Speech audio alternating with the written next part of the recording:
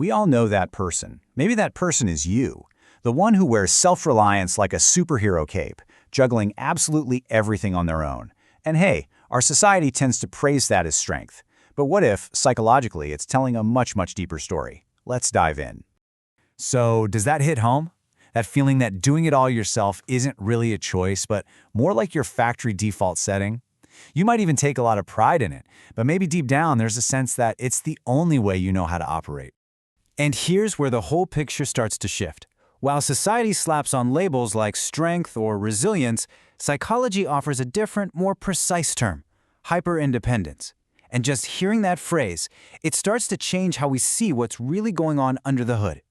And this is the absolute core of it. Hyper-independence isn't some character flaw, it's not you being stubborn. It's a sophisticated psychological adaptation, a protective strategy that your brain built for one very specific reason: to keep you safe, to shield you from the pain of being let down. So how does this kind of wiring get installed in the first place? Well, to really understand its power today, we have to look back. Because for so many people, this isn't just a habit, it's an origin story. And it begins in childhood. It often starts with what psychologists call learned self-reliance. Imagine a child reaching out for help, for comfort, for support, but those needs are consistently ignored or dismissed. Over time, that child learns a really painful lesson. My needs don't matter, or maybe even it's not safe to have needs at all. So, they just stop asking. This right here, this captures the exact turning point. It's a decision, sometimes it's conscious, but a lot of the time it's not, that a child makes. They figure out that depending on other people just leads to getting hurt, so they pivot. They decide the only person they can truly rely on from now on is themselves. And this is the result. That incredibly competent, armored adult you see today was forged by that lonely child. What looks like strength on the outside is actually a sophisticated shield, built to make sure they never, ever have to feel that old pain of being overlooked again. So what happens when that kid grows up?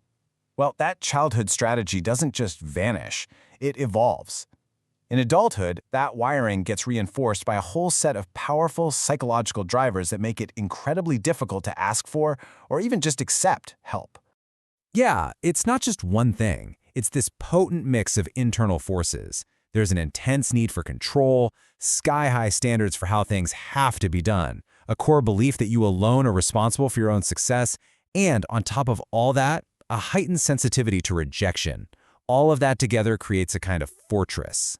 Let's just zoom in on one of these, because it's fascinating. It's called psychological reactance. You ever been totally overwhelmed? Someone offers to help, and your immediate gut reaction is just, no, I've got it, even when you're drowning? That's reactance. Your brain isn't really hearing an offer of support. It's perceiving a threat to your autonomy, and it triggers this automatic pushback. It's a reflex. Then you've got the high standards. You have this crystal clear vision of how something needs to be done. So bringing someone else in, that just introduces risk, the risk that it won't be done right. From that perspective, it just feels logically safer and way more efficient to handle it all yourself. Now, at the very core of this is often a deep-seated belief called an internal locus of control. That's the conviction that you are the sole architect of your life. Your outcomes depend on your actions. While this can fuel incredible drive, it also makes asking for help feel a lot like admitting defeat, like you've somehow lost control of your own destiny.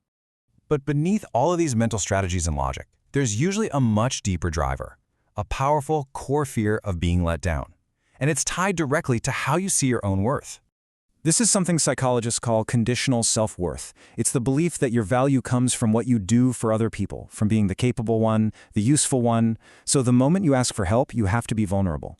And if your entire sense of worth is built on being strong, well then being vulnerable feels fundamentally unsafe. It feels like you're about to lose your value. Ultimately, your brain is still running that old childhood program. Its prime directive is simple: protect you from being hurt again. So from that perspective, never needing anything from anyone doesn't feel like a flaw. It feels like the only logical, surefire way to guarantee your own safety. Look, as a survival tool, this strength is brilliant. It works. It gets things done. But it is not free. This level of constant self-reliance comes at a cost, and very often, it's a heavy one. And that price? It's emotional burnout. The relentless pressure of being the sole person responsible for every single thing is physically and mentally exhausting. It's just not a sustainable way to live. This really gets to the central paradox of hyper-independence. What begins as a shield, right, something to protect you from the pain of disappointment, can slowly morph into a wall. And that wall doesn't just block out pain, it blocks out connection, support, and intimacy, leading to this profound sense of isolation. And so we end on a question, one that's really worth sitting with for a minute. Take a good look at your own independence.